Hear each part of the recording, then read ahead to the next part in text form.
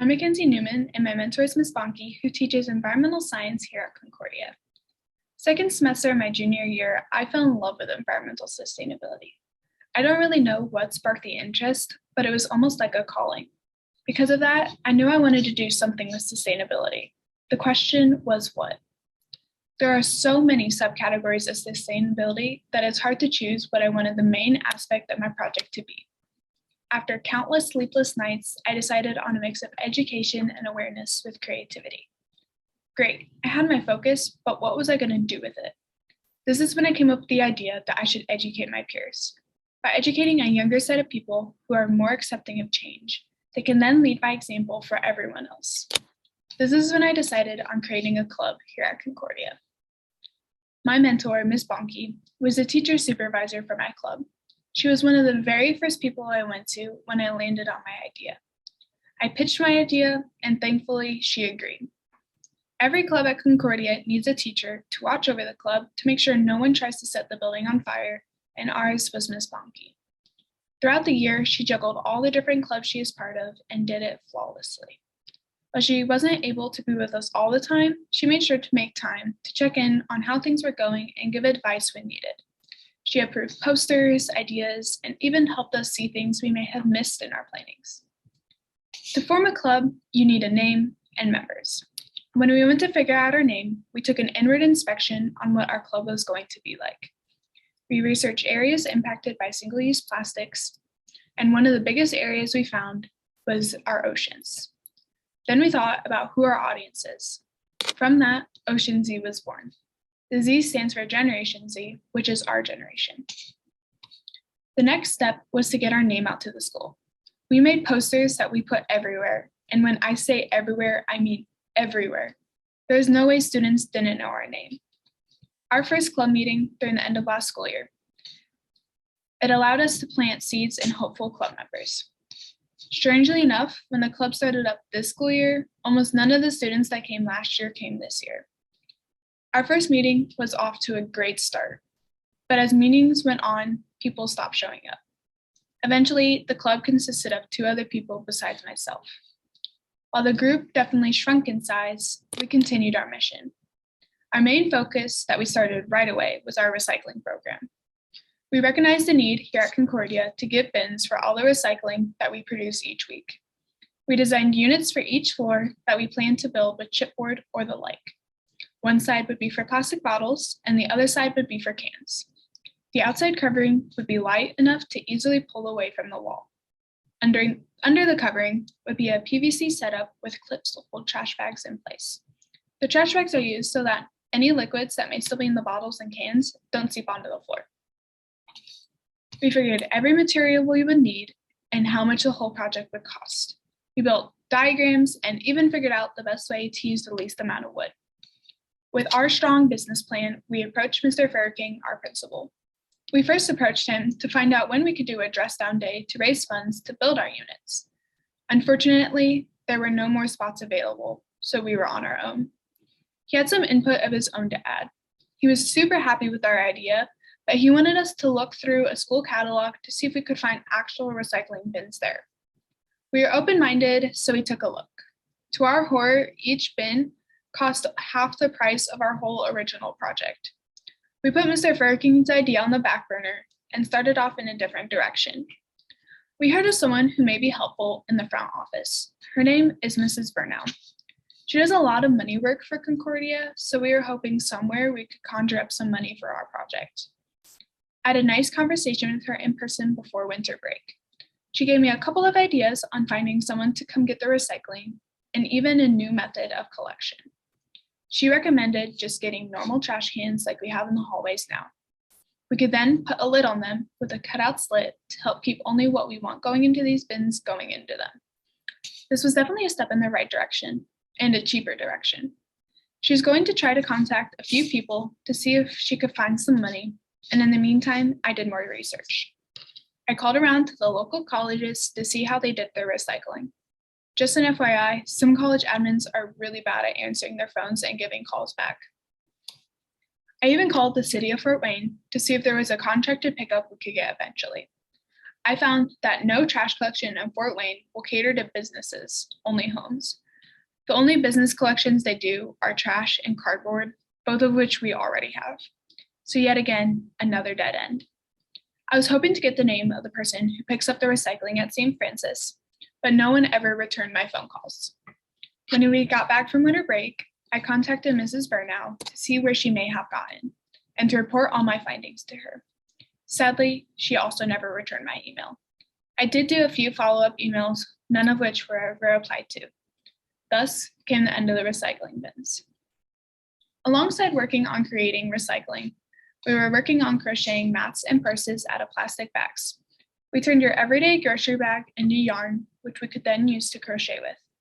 This yarn is called plarn because it's made out of plastic. We followed a YouTube tutorial to learn how to make plarn, and it was very helpful. It showed us how to fold and cut the bags so we can make a bunch of thin loops out of one bag. When we went to cut them, we could make rolls of one specific color. We took each of our loops and tied them together. We were then able to roll up our long line of loops into a nice ball of plarn. With having different colors, we could make designs if we wanted to. While we had no issues with the yarn, the issues came with the actual crocheting part. Most of us were new to crochet, while others have never done it before. We tried so hard to make this work, but we kept falling short, quite literally. It was really hard to keep even rows, so often we would end up with a shape more like a trapezoid than the rectangle we were aiming for. I definitely admired the people who can complete this project, as it is not for the weak. We didn't want to leave the plastic bags in the past. We brought them back with us after winter break and started fresh. I put all my brain cells together trying to figure out a new way to successfully use our plarn. I hit YouTube once again. After a little bit of searching under ways to use plarn, I found a weaving technique that used no special equipment. All we needed was our plarn and a paper plate. We cut 7 slits in the plate, which allowed us to hook our loops in place. We quickly caught on to this activity and were able to make almost 2 spirals a meeting. We then linked them all together, forming the wall hanging you may have seen in the lobby. We also displayed this method at the Fine Arts Festival. We had a nice little trifold, and it depicted my whole project, but condensed down to a single board. The spirals were easy to make, they just weren't very nice and clean. Mrs. Underwood actually helped me find another way to weave that looked a bit nicer. This version of weaving went super quick. The longest part was taking time to add more loops. I say this way of weaving is quite similar to braiding. It's heavy duty, so it's farther off the ground. This makes a nice separation so your feet aren't cold when you stand on it. This exact method is used to make mats for homeless people. Sadly, we just simply didn't have enough time to make this project blossom. As we transitioned into April, our activities began to bloom. April is Earth Month, so it's our club's time to shine. Ocean Z was very busy. We held a plastic bottle collection on the Thursday before Easter. We put labeled boxes in each classroom for collection. We waited throughout the day for students to put their used bottles in our conveniently placed bins and praying no one destroyed our boxes. At the end of the day, we went around to each classroom. We counted how many bottles were in each room, then added them all up. We found that there was a tie for the classroom with the most bottles. Kaczynski and Holtzlander both had 6 bottles. While this doesn't seem like a lot, we found a total of 68 bottles throughout the whole school. Those bottles are what I used to make a pyramid. And that wasn't even all the bottles used that day. Some still made their ways into the trash, while others were abandoned in the hallways and bathrooms. If some 68 water bottles doesn't seem like that big of a deal, with a 180-day school year, which is an average school year, there would be 12,240 bottles. Just imagine 180 copies of the water bottle pyramid. Our next activity was about 2 weeks ago. I held a metal recycling pickup at Emmanuel Lutheran Church in New Haven. Members of the congregation were encouraged to bring any aluminum or copper they have lying around their homes. We then were going to haul the metal out to Metal X, where we would then scrap it. The proceeds from that would have gone to Central Lutheran's building fund, but I used the words were and would because no one showed up. We had advertised in both the schools and the church's newsletter, but still no one came. Just this past week, we held an event open to our whole school. We hosted a cleanup day for areas around the school. The event was the same as everything else. No one showed up. Starting Friday, the week before, up until the day of, I made announcements over the intercom every morning. We even put up posters around the school. There are definitely some things I wish had gone better with my project. I wish certain people would have shown more dedication. I wish other people would return calls, but there is no point in wishing for things that were in the past. I am proud of my creation and all the people who participated. We did the best we could with the situations and conflicts we were given. Even though we didn't get our recycling bins, hopefully the information we have presented will plant seeds in the mind of administration. Through my project, I have learned to be a better leader. It was definitely a rocky start, but it got better as time went on. I got to learn more about a subject I am passionate about, and that in itself is a wonderful thing. I learned that I was not a very organized person, but I'd like to think that also got better as time went on. Most of the information I found was from the World Wildlife Foundation. If you don't already, I recommend you follow them on Instagram. They post some pretty great stuff. The video we watched on how to make yarn came from a YouTube channel called Needle Pointers. That video was extremely helpful when we were weaving and crocheting. The video Mrs. Underwood found for rectangular weaving was from a channel called Mom Ebhard. The video was so easy to follow and provided great visuals. I also use Ms. Bonke's brain a lot. I feel like that is one of, if not the most important resource I used.